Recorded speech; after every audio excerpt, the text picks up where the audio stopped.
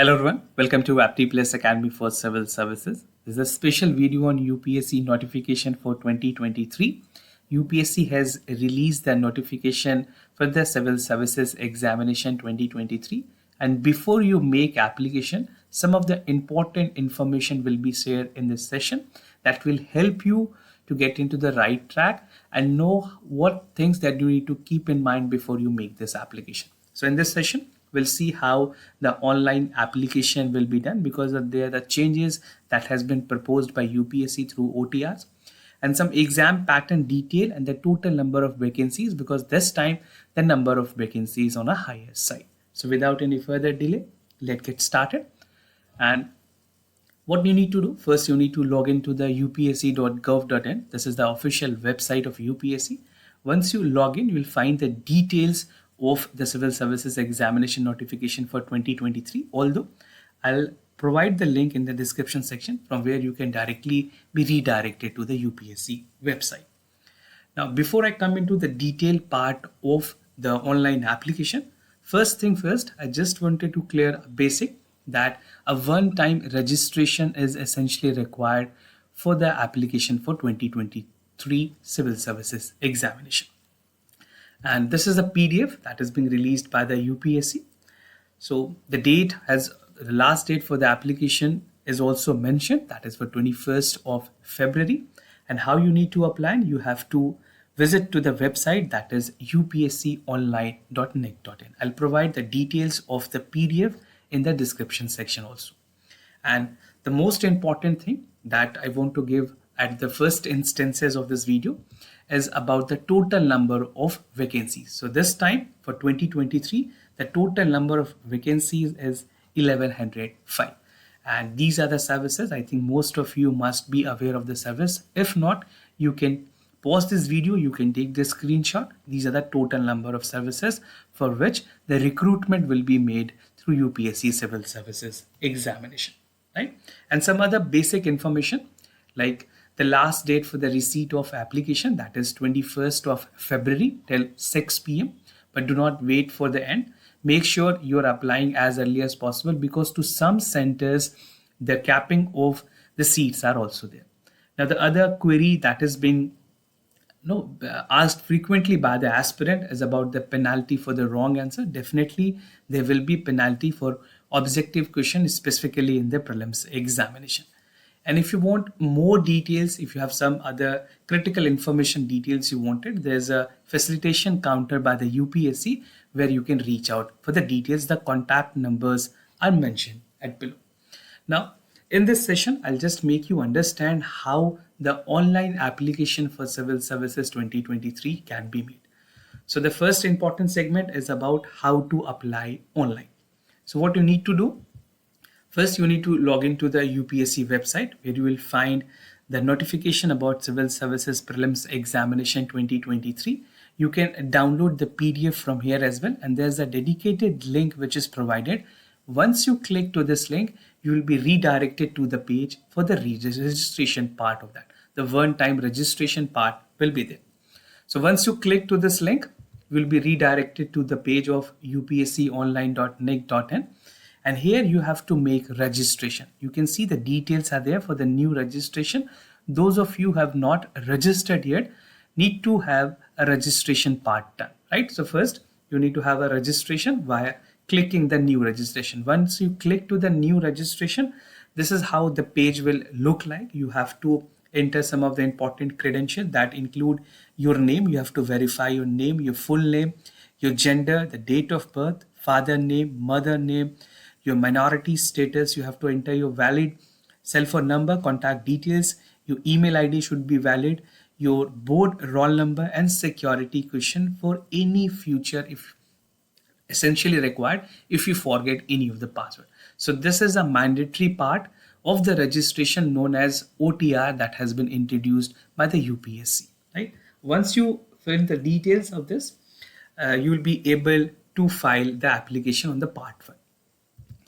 Now you can have a modifications to your OTR profile also. This is like it can be done 7 days on the expiry of that part, but you need to ensure that modification is done only once the application is made. only once in the lifetime. Suppose if you're making an application for this time, this is your first application, then this will be valid from 22 to 28. Then only the 7 days window will be open for the modification. Apart from this, the UPSC will not allow you any modification in your OTR profile. So make sure you're taking all best questions before you're entering the details further. Now, some basic queries that is mostly asked by the aspirant and other details about the attempts and part of the fees. So one by one, first is about the number of attempt. For general category student, the total number of permitted attempt by UPSC is 6th attempt. If you belong to any of the reserve category, suppose if you belong to OBC, you'll have 9 attempts. STSC students or aspirant have unlimited attempt. There's a capping on the age. Till 35 years only they can attempt. And basically they have a 5 year of like 32 is there, so 32 plus 5 will be there, so that means 37 is the age upon which an STSC student can apply, right? And the other confusion that is there in the aspirant, like if you appear for preliminary examination, that will be deemed that you have attempted this examination. It's not like that the first paper you attempt and you leave the second paper, your attempt will not be calculated. Yes, it will be calculated. If you have attempted any of the paper, that means the candidate has used its attempt. So these are some of the basic information that you need to keep in mind. And other details about the minimum education qualification, you need to have a graduation degree to be the part of this examination. And even if you are in the appearing year or the final year of the examination, you can apply for the civil service examination. But considering the fact that your result of the final examination should be before the mains examination that is commenced by the UPSC, right? I think most of things must be clear to you till now. Talking about the fee details, for except female SC/SC, ST/SC and other benchmark disability people, you need to pay only 100 rupees. This is an official charge that you can make via various online mode using Visa, Master, RuPay, debit card and UPI payment methods. Now, what I'll be doing, we'll be looking into the important part of the syllabus as well, a basic premise of the syllabus. So what is the exam syllabus of the prelims examination?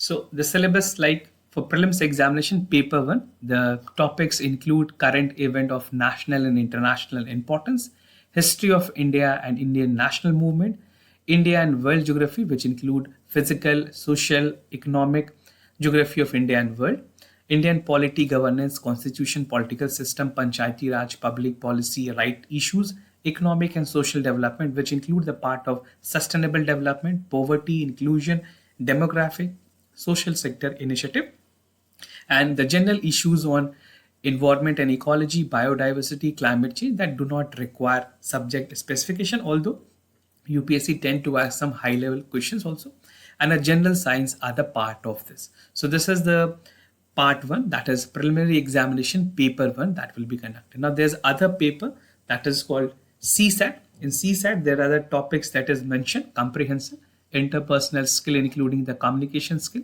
logical reasoning and analytical ability, decision making and problem solving, general mental ability, basic numeracy. These are the part that is the under the syllabus of the civil services aptitude test. But just to remind you, this is a qualifying paper and no marks will be added, right? So this is just qualifying with 33% of marks, and question will be multiple choice, and it is mandatory that both paper need to be there. Once you have to qualify in this paper, then only the prelims marks will be calculated. Now this was a part of the prelims. I'll just give you a basic glimpse of mains as well, although it's not required, but just to give you an idea how the mains pattern goes. So there's a qualifying paper of Indian language, then there's a merit paper that is calculated. After the qualifying, there are 2 papers, one for Indian language, other is English, and the papers that will be counted for merit will include essay, general studies, 4 paper will be there, the GS 1, 2, 3 and 4. I'm not getting into deep down about the syllabus detail, that will be required later part once you qualify the prelims examination. And there are 2 optional that you have to select, and this will be followed by subsequently personality test, a total of 2025, right? We'll discuss the mains part once you qualify the prelims examination, and when essentially required, we'll make a special video on the mains syllabus as well. Before that, if you want to practice questions, good quality of questions, and other part we have test series. But before that, summing up to the part that I've made discussion with you, these are some of the important information. Either you can take screenshot, or even you can pause this video and you can read out the entire content. For practicing the prelims test series, we have quality test series. This will be provided both online and offline, and plus 12 months of subscription for IAS Gazette magazine, a compilation and wholesome compilation of the current affairs that will be effective for your prelims and mains examination. And for more further preparation details, you can reach out to us via our app, that is IAS Scan app. You can download it. More information about the app is also there. You can find the link in the description section from where you can directly download that. And apart from all these things, we have YouTube presence where a lot more initiatives are there, like daily news and editorial analysis, IAS Gazette magazine, FCA, PIB, MPR, Gist of Yojana and Kurukshetra. All this initiative will help you to sail through the journey of civil services, right? And if you are new to our channel, do not forget to subscribe Apti Plus Academy for Civil Services on YouTube. If you like this video, if you find this video informative and helpful, do not forget to press a like button. And if you have any other concern, you can reach out to us. We'll be more than happy to assist you. For time being, I'm signing off. Thank you so much for watching this video.